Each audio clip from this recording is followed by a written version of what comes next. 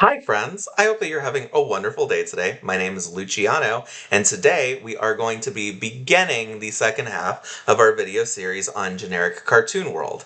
Today, specifically, we are going to be talking about the Half Toon origin. For those of you who don't know, my name is Luciano, and I make videos on the internet.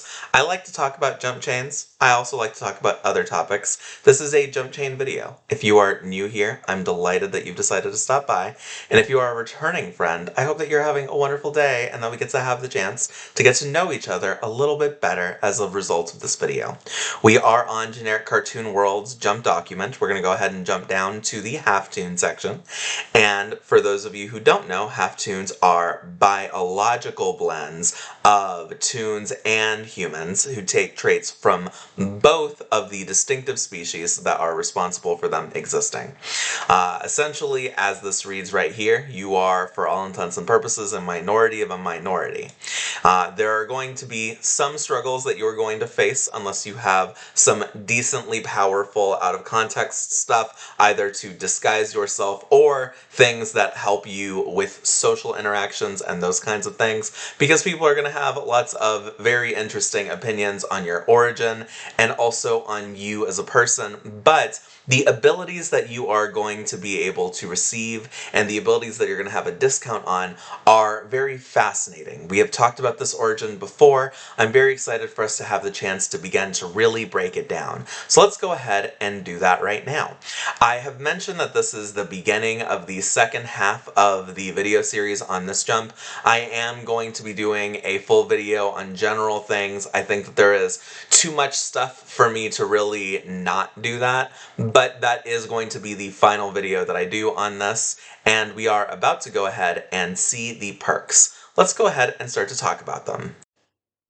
So, we are back on the perks. We are going to be talking about the Half Toon perks today, and as a reminder, there is a little bit of an unusual discount structure in this jump because of the inclusion of things that cost 50 choice points and also the inclusion of things that cost 800 choice points. We are going to be talking about both of those categories in this video, but let's go ahead and start talking about the perks that the Half Toons have discounts on.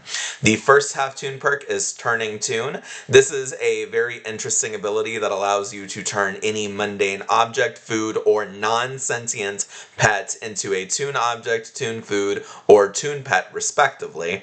This is an incredible power. I'm gonna be real, I do not think that this should cost 100 choice points. There is an inverse of this that costs more later down this particular perk line. I think it's odd that it costs more. I feel like these two things should cost the same. We have previously talked about what all it means for something to be a toon in the context of this jump, and the abilities that even toon pets have are frankly ridiculous. I think that this should be worth more, and one of the reasons I think that this should be worth more and that the other perk should probably be worth less is because this does not lose much of its utility when you leave this jump. When you leave this jump, if anything, this becomes more valuable rather than less valuable, whereas the other perk, which is the ability to turn toon things into their non-toon counterparts, that loses a significant amount of its value when you leave this jump unless you have toon companions or otherwise have the ability to create more toons, which can be difficult if you are able to get a discount on this perk, because in all likelihood you are not able to get a discount on the human origin. So we're going to go ahead and keep it moving. The next perk is Auditory Engineer. This one is a lot of fun. It is a soundtrack perk, which is a perk that allows you to listen to music in your head and have thematic music or listen to whatever music you want at will. But it's also more than that, which is interesting because most of the soundtrack perks I've seen cost a little bit more than 100 choice points. So it's fascinating that this one that does so many things is actually cheaper than many of those ones. You can change and alter the noises that you make when interacting with objects or people, and if you are creative, you can definitely think of a lot of uses for this that are really strong. It is worth noting that this is not quite as powerful as it sounds. You can't control the noises that other people make, only the noises that you make when you are interacting with someone. And also, this doesn't actually have an effect on the thing that you're doing.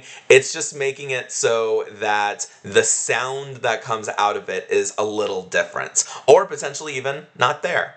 The first of these sort of auric abilities for the Half Toons is the next perk. It's Personal Gravitation, which gives you your own personal gravitational field. You can orient it in whichever direction you like, or nullify it at will. This gravity field is a little small. It extends outward around your body in a small 10-foot or 3-meter diameter around you.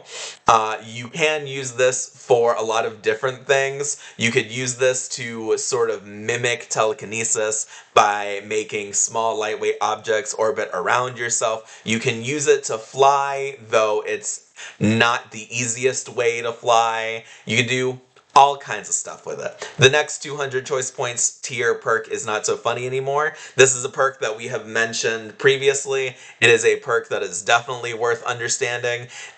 One of the big things in this jump is that there are perks that allow you to manipulate physics in funny ways. Normally those funny ways are not lethal, but as a Half Toon, you have the ability to turn on their lethality. You can also do this for Toon objects and Toon pets, but if you do it for them, so not just for yourself, they will regain their non-lethal processes and capabilities after a while. So just keep that in mind. But this is obviously an incredibly powerful perk that ages fantastically when you leave this jump, because you still retain the comedy versions of your stuff moving forward, and you can, at will, stop being funny and use your powers in ways that are truly nightmarish. The Personal Physics Force Field is the answer to Mundane Mondays and also to Toon Force. It does affect both of these things. It makes you immune to areas that would otherwise alter physics around you, including magic and the like, so this is a really good perk. This also synergizes with Mundane Mondays and Toon Force. I believe that this right here is a typo. I know that other versions of this said that Toon Force is bolstered by Mundane Mondays and Personal Physics Force Field, and that Mundane Mondays is bolstered by Toon Force and Personal Physics Force Field. Man, that is surprisingly difficult to say a whole bunch of times. But if you have all of them, the effects get bigger in range, and that is just really fun. There's a lot of really cool stuff there that you could do with that. Montage is the next 400 choice point perk in this particular jump for this particular origin. This gives you the ability to travel via montage, which is a scary fast and scary range, long range teleportation ability. You can include other things with you, including other people and objects. So one of the only counters to this is that you will need memories of the location, or at the very least, a picture, video, or artistic rendering of the destination to work from. The way that this works is that you essentially fade out of existence for a few moments, and then you reappear there. This process is not instantaneous, but it is so powerful, and it is such long-range teleportation that unless you are using teleportation as a combat ability, you can use this for really any other purpose and have a fantastic time. Medium Shift is a perk. It's the one that I mentioned that is the opposite of the one earlier, the Turning Toon perk. It allows you to make Toon objects their real equivalent. Real is an interesting word. It should probably say organic or something like that. I feel like saying that Toons aren't real in this particular universe is a little interesting. I already talked about my personal stance on this. I do think that making it 600 choice points is very expensive, given how much of its utility it loses most of the time. when you leave, unless you say that you can turn toons in like TV shows into their real equivalents, which would be very interesting. I think that that is a way that this becomes a potentially very strong perk that is definitely worth the 600 choice points. If you can reach into like a cartoon and grab something, take it out, and then turn that real, that's a lot of fun. The next perk is a little bit interesting. This is a genre shifter. It is called Halfway to Comedy, and you can use it to add comedy into the genre of the jump that you're going to. The examples here include the Evil Dead, and then the Evil Dead 2, which becomes a comedy movie, and that's just a real life example. But essentially what you can do is you can use this to turn something like Game of Thrones into a comedy, or Harry Potter into a comedy. I feel like Harry Potter has plenty of comedic elements, and even Game of Thrones has some, but you can use it to turn something extremely serious like Inception into a comedy, which has a range of effects on the setting, on the people that you encounter, and even the physics of the world. The final perk for this origin is everybody out of the inkwell, and I suppose that this right here is part of the reason why the perk to turn toon things into their real equivalent is priced at the tier that it is. This is a perk that allows you to will toon objects, toon foods, and toon pets into existence. There is a lot to know here. I am not going to go over this in detail. One of the big things that I'm going to note is that you cannot use this to create full-fledged toons, which is something that's really sad. It's really sad. It makes sense that they want to keep the ability to create full toons, the sapient savant ones that are people in everything but name, that are human in everything but name, as a human unique ability, but it's still kind of sad that for a perk this expensive you can't create full toons, even though I respect that decision. I think that decision makes a lot of sense.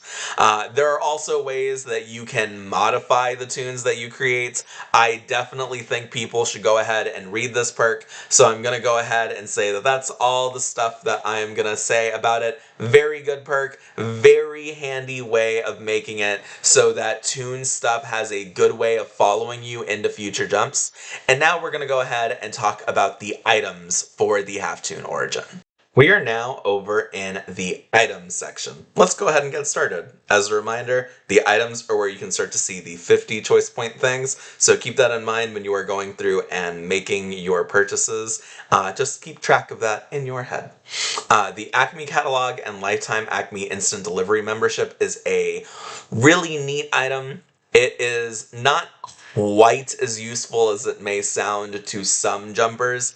Instead of this catalog containing every single thing in a world and you being able to get those things delivered to you instantly, this is a catalog of everything that is sold in this jump, past jumps, and jumps that you go to in the future when you first go to them. So you could use it to buy something like Jet in Fallout, because that's something that they would sell in some stores. You could use it to buy soul gems if you have visited the Elder Scrolls, because that's something that they would sell in some stores. You cannot use this to necessarily buy something like a modded Fat Boy, which is the name of a gun in Fallout, or something like Azura Star in Elder Scrolls, because that's not stuff that you would find in a store, and you have to pay for the items using in-jump currency.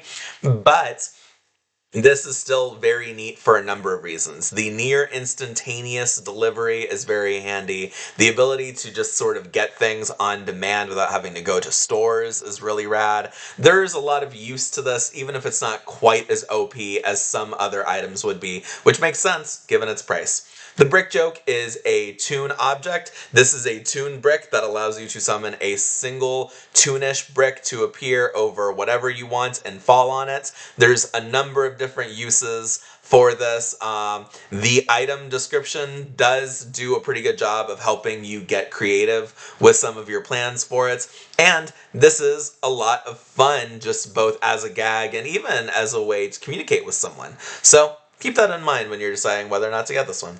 It's a gasser is a Toon object. It is an H-shaped gas cylinder filled with some sort of gas. You can change the type of gas that's inside of it by swapping the labels inside of the pouch to display the one that you want, which is pretty powerful. It is worth noting that this sprays an unlimited amount of the gas in question, which obviously has a lot of different uses. If you are going to use this as a weapon, which you absolutely could, it would be really good for you to have some means of being immune to the thing that you are spraying at your enemies. The rubber eraser is a fun item. It is the first it's not the first 200 choice point one. I misread the numbers, but the rubber eraser is a 100 choice point item that provides a Toon object, and the way that this one works is that it erases features from things temporarily. You can use this on toons and realistic beings, and you could use this on non-living objects of any sort. Remember that what this erases is erased temporarily, and while some things being erased does have a real effect on someone even temporarily, like if you erase someone's eyes, they cannot see, some things are not quite that dramatic. If you erase someone's mouth and nose, they can still breathe. It seems like the more immediate the short-term impact would be, the greater the impact, the lesser the effect that this could have. So if you were trying to erase someone's heart as a means to defeat them, to delete them, that would not work. They would be fine. But if you were trying to temporarily inconvenience someone, that would probably work. Permanent ink is the 200 choice point item for this particular origin, and this renders things that you use it on immune to all effects of eraser. And that is a very good use. It's also a permanent ink pen, and it works with things that are affected by different perks that this jump offers. So just a lot of use for this. Probably not something that you really need unless you are planning to take the ability to create toons with you into future jumps. And if you have that, even then, it's not going to be incredibly useful because Eraser is not going to be found in other settings, but because they become immune to solvents in general, that kind of thing is very helpful, and it also makes them immune to being dissolved. So there's still uses for it. Ink and paint's job is something that allows you to put a bunch of paint and ink onto inanimate surfaces, objects, and vehicles, giving them the outward appearance of toons and giving them some level of basic toon-like abilities, particularly the ones that reduce damage done. So that's a really, really, really good way of providing things with some simple level of toon-based protections. Really rad item. So, the spanner in the works is the 600 choice points item for this particular origin, and this is a spanner that has a bunch of different uses.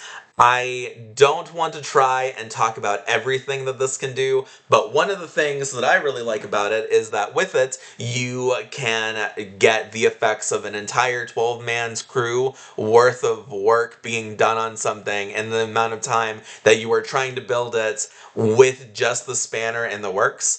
I really like this. If you are a builder type jumper, this is an invaluable item. One of the best items in this jump for that particular archetype of jumper.